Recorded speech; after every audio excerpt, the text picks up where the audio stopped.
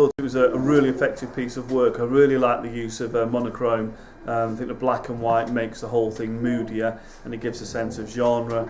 I also think the characterisation's good. You've obviously thought very carefully about costumes with the sort of the girl who looks like a mental patient in the smock, and the wounds are really effective. So generally the way the whole thing is styled looks really good. There's also a really interesting range of shots as well. So you've got some handheld shots, but there's also a range of close-ups and medium shots and establishing shots. So the whole thing, there's a nice continuity and flow to it.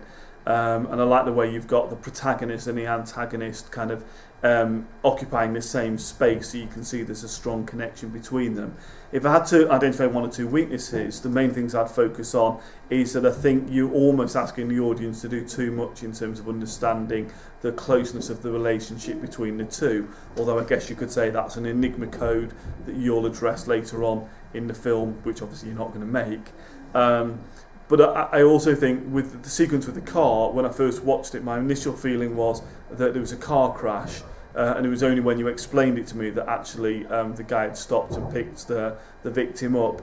And I think maybe you might want to think about that sequence and just make it clearer that he's picked her up. So possibly a little bit of refilming just to add one or two shots to make the whole thing smoothly. But this is well on its way to an A grade. Effective work, very good.